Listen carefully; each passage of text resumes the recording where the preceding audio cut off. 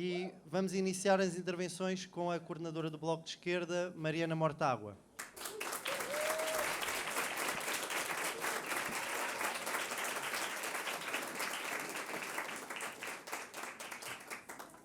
Boa tarde. A sala está tão cheia e sentar-me tão perto do microfone que eu basicamente podia ficar sentada e virar o microfone. E agora o Fanan vai-me matar porque eu mexi no microfone. Está tudo bem? Boa. Boa tarde, obrigada por terem vindo. A constatação desta sala cheia é em si a constatação da importância desta candidatura e, sobretudo, da candidata que apresentamos. Eu queria começar, talvez, por vos falar um pouco sobre a semana que tivemos e sobre o muito que se fala de interesses e de diferentes interesses que estão em conflito na política. Muito boa tarde, como estão? Tudo bem? Esses interesses em conflito começam na habitação e foi a habitação que acabou por tomar uma parte do discurso desta semana. E o centro desse discurso, o centro dessa polémica, está nos vários ministros e nos vários secretários de Estado que, veio-se a descobrir, têm empresas imobiliárias. Empresas imobiliárias são empresas que compram e vendem terrenos. São empresas cujo lucro vem de comprar um terreno e vender depois mais caro. E, portanto, são empresas que ganham com a subida dos preços da habitação, dos terrenos, ganham com a especulação imobiliária. E a questão não é tanto se aquele ministro em concreto ou se aquele secretário de Estado em concreto que tem uma empresa imobiliária vai ganhar com a lei dos solos que o governo fez. Eu tenho a certeza que a lei dos solos vai ser um jackpot para alguém. Não tem que ser necessariamente aquele ministro e aquele secretário de Estado, mas vai ser um jackpot para alguém. Mas há outra questão sobre interesses em conflito. E essa questão é a seguinte: como é que um governo que vê e olha para a habitação do ponto de vista de quem tem uma imobiliária, como é que um governo que olha para a habitação do ponto de vista de um promotor imobiliário, de quem compra e vende e ganha com o aumento dos preços, pode pensar uma política de habitação?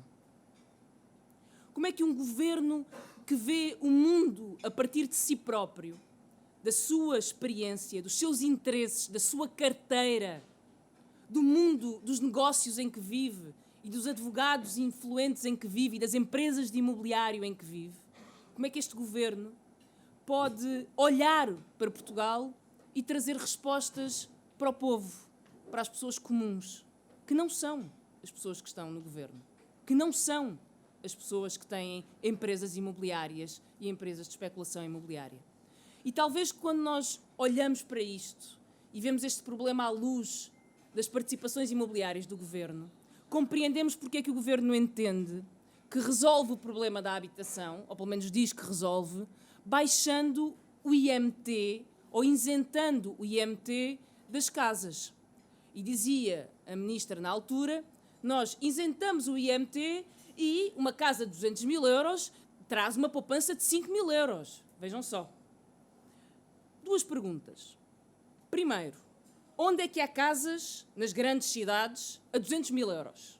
Com 2 quartos, 3 quartos, com boas áreas. Onde é que há essas casas a 200 mil euros? Segunda pergunta. Quem é que pode pagar 200 mil euros por uma casa? As pessoas normais que trabalham, que ganham o salário médio em Portugal.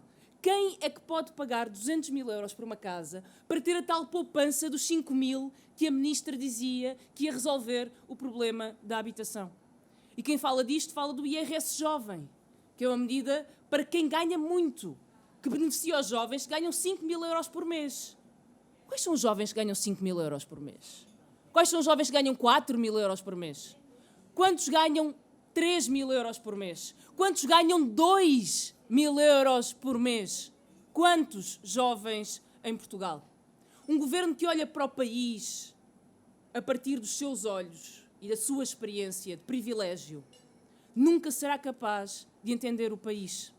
É um governo que olha para o negócio da construção, mas não olha para as casas que estão vazias e que podiam ser utilizadas. É um governo que olha para os solos e pensa que negócios é que nós podemos fazer com os solos, mas é incapaz de olhar para os preços da habitação. Portugal é o país da OCDE onde é mais difícil adquirir uma casa. O país da OCDE. Já não somos o país da Península Ibérica, já não somos o país da União Europeia, já não somos o país do continente europeu, somos o país da OCDE onde é mais difícil adquirir uma casa. E o governo, perante isto, é incapaz de dar uma resposta. Porque vive noutro mundo. Porque governa para uma elite que não é o país real, que não é o país que nós temos. E por isso é um governo em conflito com Portugal. E o maior conflito de interesses é este. É o conflito de quem governa para uma elite e não governa para a maioria que vive em Portugal. Há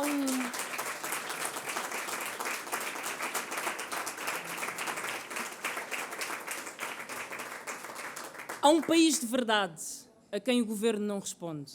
Há um país em que as pessoas ganham salários de 800 euros, de 900 euros, de 1000 euros e não sabem como é que vão pagar uma renda de 1200, porque o salário é mais baixo que a renda. Há um país em que comprar uma casa é um milagre, em que os pais conseguiram comprar uma casa, mas os filhos não conseguem e por isso vivem em casa dos pais. Há um país em que muita gente não consegue sequer uma renda com um contrato. Só consegue uma renda em condições de ilegalidade. Porque não queres, a seguir vem outro. E há muitos disponíveis para pagar mais do que tu pagas e não exigir contrato nenhum. Há um país de gente que trabalha e vive na rua, que vive nas estações de comboios para poder ficar mais perto, para apanhar o transporte para o trabalho. Há um país de gente que passa horas e horas e horas nos transportes para chegar ao sítio onde trabalha, porque vive demasiado longe do trabalho. E é aqui que entram os interesses em conflito. Estar na política é sempre escolher entre interesses. A política são interesses em conflito. Toda a gente que está na política tem um interesse, escolheu um interesse para si. E esse interesse está em conflito com outros interesses. Quando nós pomos uma cruz no boletim de voto nas eleições, estamos a fazer uma escolha. Quando somos candidatos numa eleição, estamos a fazer uma escolha. Quando assinamos a ficha de um partido, estamos a fazer uma escolha. Quando a Anabela aceitou ser candidata e depois foi eurodeputada, quando a Anabela assinou a ficha de militante do Bloco de Esquerda, eu tive uma certeza. E a certeza foi: o Bloco fez as escolhas certas para merecer a confiança da Anabela. Só podemos ter feito tudo certo.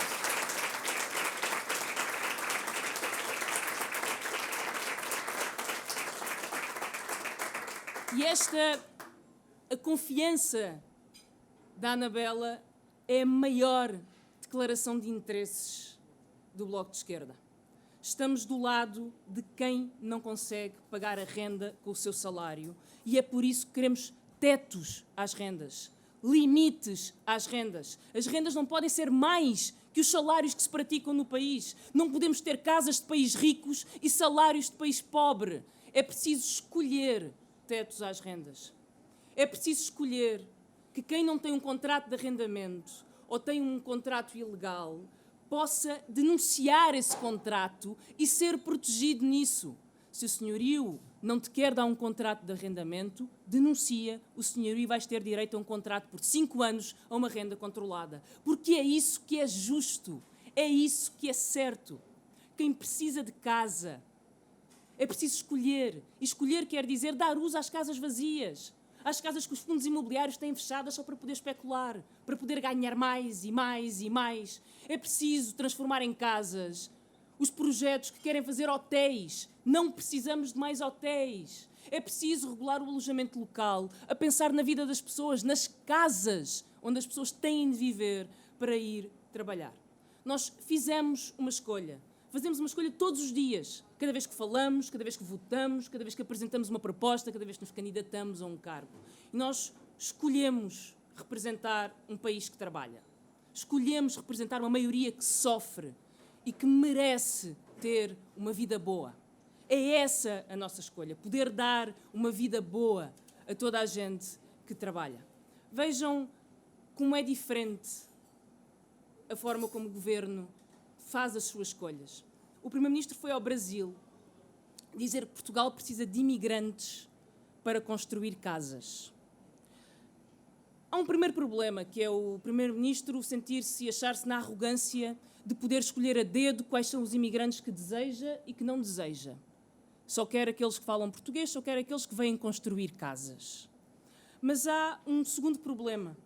É que mesmo o primeiro-ministro que vai ao Brasil dizer que nós precisamos de imigrantes para construir casas, aqui está a fazer propaganda de tudo o que fez contra os imigrantes. De tudo o que fez para não ser possível regularizar os imigrantes. Enquanto vai ao Brasil dizer que precisamos de imigrantes, há milhares e milhares e milhares de imigrantes brasileiros, mas não só em Portugal, que não conseguem ter um documento de regularização para poderem viver aqui, trabalhar aqui, mas já descontam para a Segurança Social na maior parte dos casos. E, portanto, qual é o plano? Que escolhas faz um governo que tomou estas decisões? O plano é construir, construir, construir. Construir em todo o lado. Construir em solos rústicos. Construir mais e mais e mais periferias. Construir com mão de obra barata. Com mão de obra sem direitos. Com mão de obra que não cobra nem exige salários. E empurrar para esses subúrbios, empurrar para fora das cidades quem construiu a cidade. Empurrar para fora quem limpa a cidade. Empurrar para fora quem cozinha na cidade. São massas de invisíveis, exércitos de invisíveis que o governo quer criar para servirem as cidades, para servirem os hotéis, para servirem os ricos, para servirem as elites, porque é assim que o governo vê o país. O governo governa para uma minoria, governa para uma elite e chama a isso interesse nacional. Diz que isso é defender o interesse nacional. Nós do Bloco fazemos outra escolha, temos outros interesses e por isso compramos outros conflitos e compramos outras guerras. Escolhemos a maioria, escolhemos o mundo real, a vida real, escolhemos o país de verdade e é por isso que a Anabela nos escolheu a nós. O Bloco representa os interesses maioritários e é por isso que a Anabela nos representa nestas eleições autárquicas na Amadora.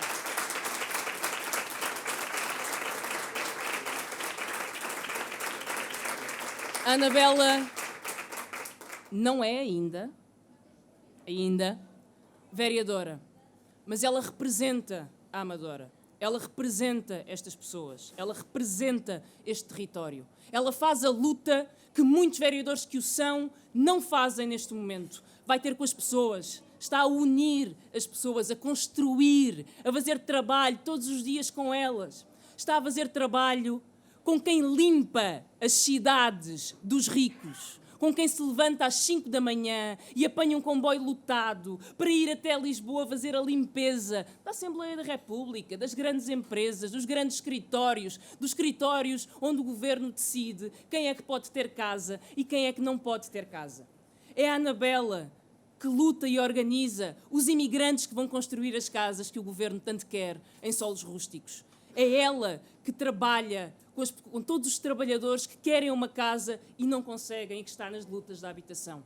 É ela que trabalha nos bairros que o racismo maltratou, invisibilizou e jogou para um canto, apesar de aí estarem as pessoas que limpam, que servem, que cozinham, que trabalham todos os dias para que este país possa seguir em frente.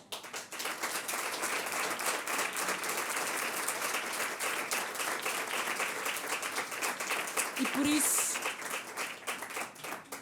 a união que oficializamos hoje, eu vim assim vestida por alguma razão, a união que oficializamos hoje entre Anabela Rodrigues e o Conselho da Amadora é um exemplo perfeito de comunhão, de interesses.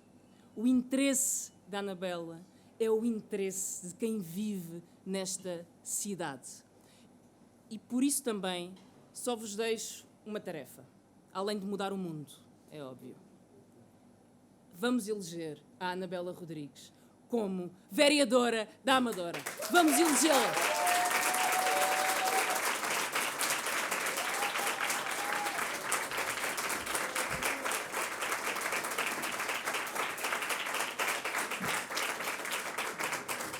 Boa tarde. Boa tarde. Depois disto aqui já não é preciso falar nada. Então, eu escrevi, porque eu não queria me perder e porque eu represento aqui a nossa Conselhia da Amadora. As palavras que aqui estão não são só as palavras da Anabela, mas também de toda a Conselhia da Amadora e os desejos da Amadora e presumo que também do Bloco. E também trouxe uma parte do que eu chamo um bocadinho de geografia, que às vezes só para relembrar, a quem ainda não sabe, ou a quem já sabe, para relembrar, que a Amadora tem uma área urbana de 23,79 km² e 171 mil habitantes. Eu ouço muitas vezes dizer, mas a Amadora é pequenina, a Amadora é pequenina, a Amadora é pequenina, vocês não se estiquem, não há espaço para termos território, para construir casas, para etc. Sobretudo, quando a Câmara Municipal da Amadora não quer trabalhar e não quer falar sobre a política da habitação, nos relembram que somos pequenos. Temos 6 freguesias, já tivemos mais. E eu vou-as nomear de propósito. Primeiro, para relembrar, eu mesma, porque eu não represento só as Águas Livres. É as Águas Livres, é Alfragide, é Encosta do Sol, é Falagueira Venda Nova, é Mina d'Água e é Venteira. Há pessoas que não sabem onde é que fica a Venteira, ou onde é que fica a Mina d'Água, ou onde é que fica as Águas Livres. Mas é verdade, o Conselho da Amadora é todas estas freguesias.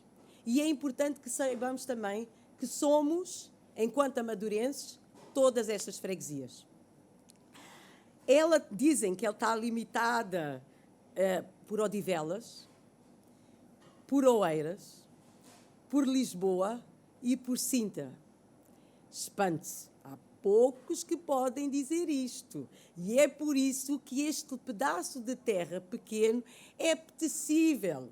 Exatamente para aqueles fundos imobiliários, para aquela gente que quer comprar casas, aqueles que, quando os empurram dos subúrbios, realmente aqui encontram um espaço fantástico. Porque não há muitos, recorde-se.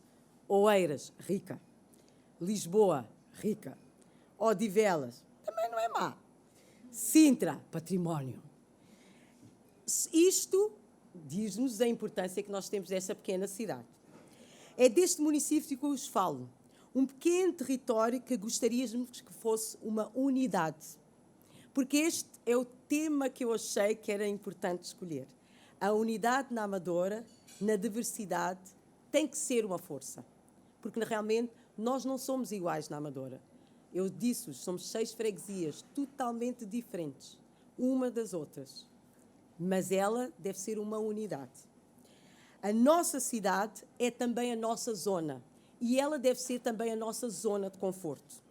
Sabemos que tem pessoas de diferentes origens, quanto à sua naturalidade, quanto à sua situação económica, com culturas diferentes, com pensamentos políticos diferentes, inclusive até religião diferente.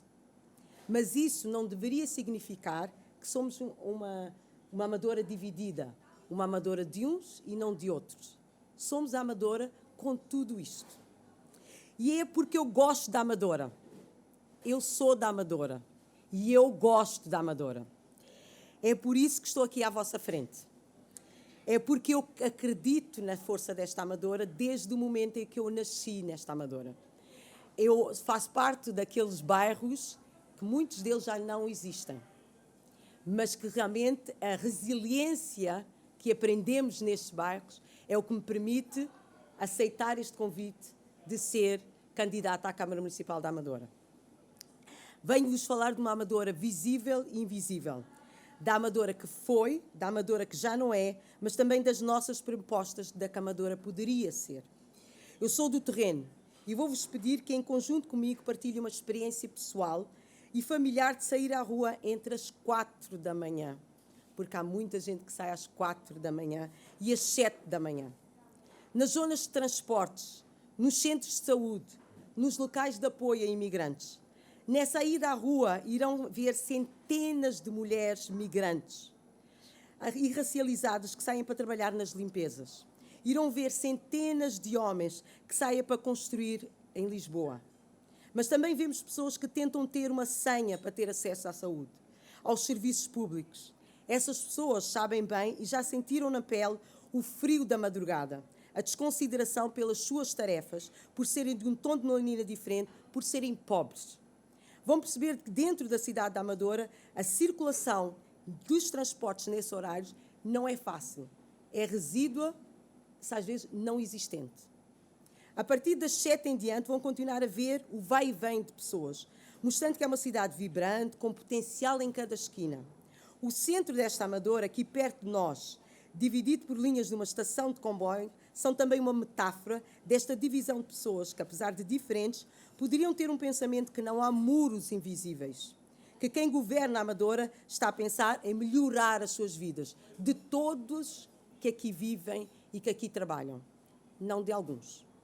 Pois bem, camaradas, amigos e amigas, falo-vos realmente da Amadora, que eu realmente também sou, da Cova da Moura, que ainda resiste, mas das que deram origem também a novos bairros, as que não deixaram de ser estigmatizados, porque apesar de darem origem a novos bairros, continuam estigmatizados. Da Azinhaga, das estradas militares, das Fontainhas, do 6 de Maio, do Estrela d'África, da Venda Nova, do Sucupira, do Santa Filomena. Essas pessoas, muitas, estão ainda aí, divididos nestas freguesias. Outras foram empurradas para outros concelhos, mas não foram alvo de procura de uma melhoria contínua da qualidade de vida deles. Esses bairros continuam a pedir melhores condições de vida, mais transportes, melhores condições de habitação. Os transportes tardaram para pessoas que fazem de madrugada o seu ganha-pão. Eu vou dar só um exemplo. O casal da Mira esperou muito tempo que o Dolce Vita fosse uma realidade. Revelam que o que fazem que todos e todas se queixam. Políticas de habitação, centrada nas pessoas, nas políticas de uma habitação pública, uma política de transporte para a cidade da Amadora, pensada nas suas 6 freguesias e não só no centro, que é aqui a Venteira e a Mina d'Água. Esses bairros de autoconstrução não eram mais do que uma tentativa própria de criar condições que o Estado não deu, de garantir o direito à habitação. É o que dizíamos e que queremos continuar a lutar enquanto Bloco. No seu programa autárquico anterior, ele não está despegado deste aqui. A casa não cumpre apenas a função de abrigo, de construção familiar ou lazer. É também o lugar onde se cruzam a propriedade e as desigualdades sociais. Analisemos a nossa Amadora e verão isto. Mas isto não deve ser continuamente, no primeiro município do 25 de Abril, esta luta contínua. Está na hora de abrir e ouvir estas 6 freguesias.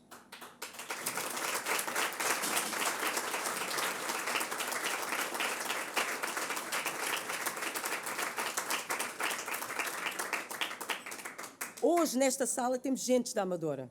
As que lutam por serviços de saúde de qualidade, as que insistem, como nós, em investimento na Amadora, no Hospital Amadora Sintra, porque como a maioria desta sala é aquela que nos serve.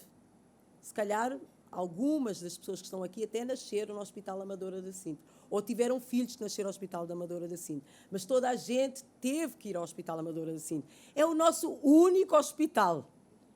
Já Oeiras, Sintra também só tem este. Nós partilhamos com o Conselho Património, mas não investimos neste nosso hospital. Porque, como a maioria desta sala, sabemos que o dinheiro dos seguros, mesmo que seja 5 euros mensais, pois você, quando chegar lá ao balcão, paga a convenção, 35 euros. Mesmo com os seguros, nós não podemos nos dar ao luxo de ir toda a hora ao seguro. Não temos bolsos que permitam-nos usufruir dos hospitais privados desta cidade da Amadora. Também, em termos de transportes, nós continuamos a pedir por mais. Os comboios vão apinhados. E quando falta um, é uma lotaria quem entra no seguinte. Ou como o meu filho às vezes se queixa, poxa, há greve de comboio, o metro vai muito cheio hoje. Ou há greve de metro, o comboio vai muito apinhado. Esta é a nossa realidade. E não deveria ser. Numa cidade que tem 6 freguesias, deveria ser fácil circular também nela. Mas não é. Tentem ir do Zambujal a Carenque. Vejam, façam as contas dos transportes e se é que há transportes diretos ou não diretos. É fazer as contas. Mas estamos a falar dentro do mesmo município. Mas mesmo circular dentro do mesmo município não é fácil. É mais fácil ir em 12 minutos no comboio para Lisboa do que propriamente ir do Zambujal a Carenque. Temos gente que limpa. Temos gente que continua a lutar por melhores condições de vida. E esta é uma realidade muito dura e é por isso que, enquanto eurodeputada, breve, eu escolhi o serviço doméstico. Eu escolhi esta luta do serviço doméstico porque ela é uma realidade, mas é uma realidade da população migrante, mas ela é uma realidade da cidade da Amadora, mas é também uma realidade de grande parte do país. E é uma realidade que, quando nós vemos às 4 ou 5 da manhã, estas mulheres fazem limpezas em escritórios e saem dos escritórios e vão para a casa das patroas e dos patrões. Esta é a realidade destas mulheres. E não é possível que anos e anos disso continuam a ter fracos rendimentos. Elas não são dos 800 euros. Elas são da referência de um IAS, que neste momento é 537. A referência do salário mínimo destas mulheres é 537 euros. Eu pergunto-vos, mesmo nesta cidade da Amadora, qual é a renda que está nestes 537 euros? Para eu conseguir pagar a casa, para eu conseguir pagar a água, a luz, para conseguir pagar o passe e ainda trazer comida para casa. Esta é a base. E é com base nisto que eu gostava de que a Amadora pensasse esta cidade. Porque é destas pessoas que nós falamos. O salário mínimo é 800 e poucos euros. E esta Amadora tem que viver com este, porque a grande maioria destas pessoas, destas gentes aqui à volta, ou dos amigos que estão aqui à volta, ou dos familiares diretos, falam destes salários. Não há 5 mil, não há 4 mil. Às vezes há, quando se juntamos aqui há muitos anos. Esta realidade é a realidade da Amadora. As ditas vagas de imigração, que falam muito destas vagas de imigração, eu faço parte daquele grupo das vagas de imigração que vieram na década de 70 e 80. Eu não sei quando é que vão parar de se falar de vagas de imigração. Elas todas vieram atrás de um sonho, à procura de uma vida melhor, de que teriam nos seus países de origem. Mas a realidade os esbofeteou. Sabem a bufetada? Quando leva-se uma bufetada e acorda para a realidade. É isso mesmo. Com salários em atrasos, com salários baixos, com promessas de contratos, com meios dias de folga, com jornadas contínuas de trabalho. Não é justo se promover Golden Visas, porque ele não desapareceu da lei.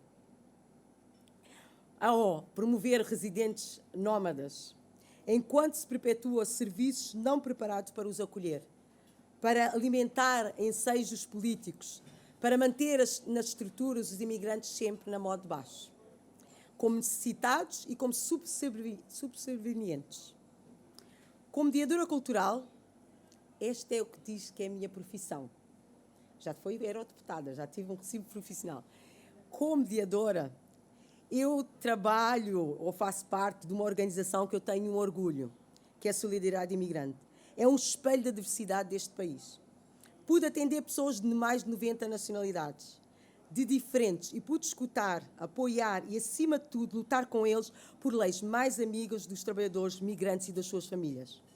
Um trabalho contínuo e presencial, independentemente da cor política dos governos, porque o que move aquela associação, porque ela representa os imigrantes, assim como eu, é que nós somos contra uma Europa fortaleza e somos contra uma Amadora fortaleza.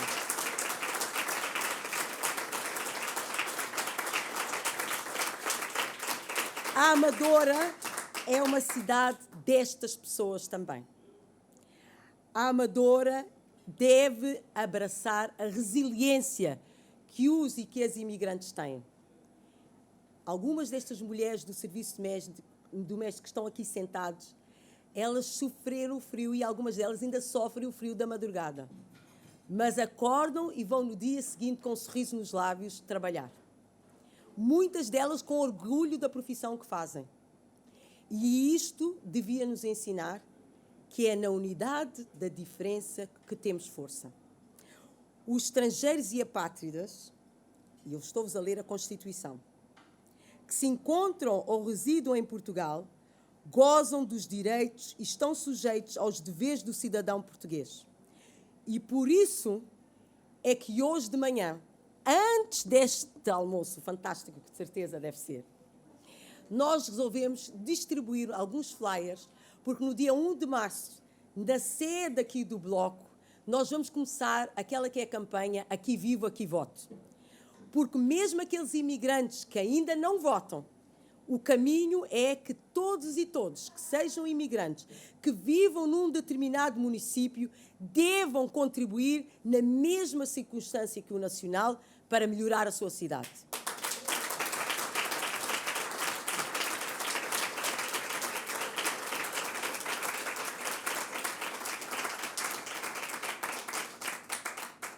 Propositadamente, eu deixei quase para o fim. Porque há quem diga que eu devia falar isto logo no início. Há pessoas que acham que tem que ser assim. E é verdade. Mas também, ao mesmo tempo, pessoas como eu acham que não é só disso que nós sabemos falar. Sabemos falar disso e de muito mais. E é por isso que eu deixei de propósito. Mas não significa que eu não possa não falar disto. Eu te vou falar daquilo que nós chamamos o racismo estrutural. Este que faz parte da Amadora.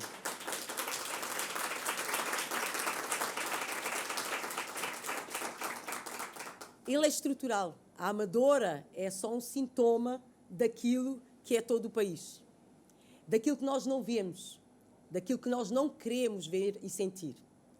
É uma cidade, nós vimos agora distribuir flyers, de pessoas que têm este tom de melanina, mas que quando nós vamos à Câmara Municipal da Amadora, quando nós visitamos as Assembleias Municipais de Freguesia, quando nós visitamos as Assembleias Municipais, não vemos estas caras. E vemos, sim, uma Axana, que também faz parte do Bloco.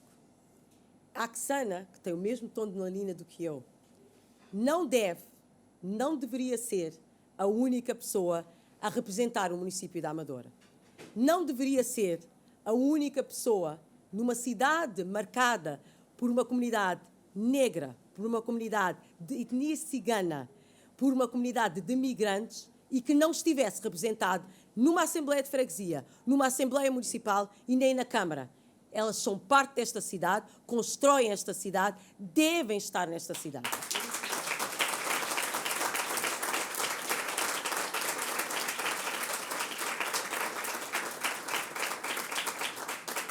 E é por isso que quando eu disse que eu deixei para o fim, é porque a habitação, a saúde, a educação, faz parte. O racismo está lá sempre, cada vez que nós tomamos uma decisão. E é por isso que eu deixei para o fim. Porque em cada tomada de decisão que nós o fazemos, sabemos que ele tem um impacto. O impacto significa termos bairros que ainda são patrulhados por shotguns. Isto significa, nesta Amadora, ainda podermos voltar a ver a brutalidade policial neste município. Eu vivi, de uma forma muito pessoal, a morte de Ângelo. Ele tinha 17 anos. Ele foi morto pelas costas e tombou à frente de uma associação chamada Moinho da Juventude. Infelizmente, o Odair é uma lembrança de todos nós. É uma pena que de 2000 até agora nada se tenha feito para realmente construir uma cidade com as pessoas, onde a segurança não é só para alguns, onde aqueles que se dizem que vão proteger, devem proteger todas e todas que aqui vivem, trabalham.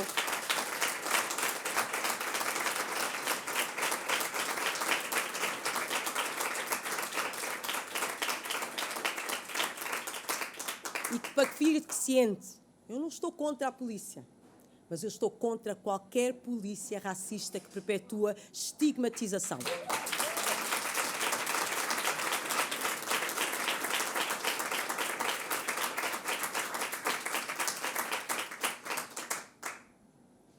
ele está aí todos os dias. E o combate do racismo, da xenofobia, é todos os dias. E é por isso que eu quero despedir com a minha frase que eu encontrei, que é: a unidade da Amadora, repitam, na diversidade, é uma força. Força Amadora.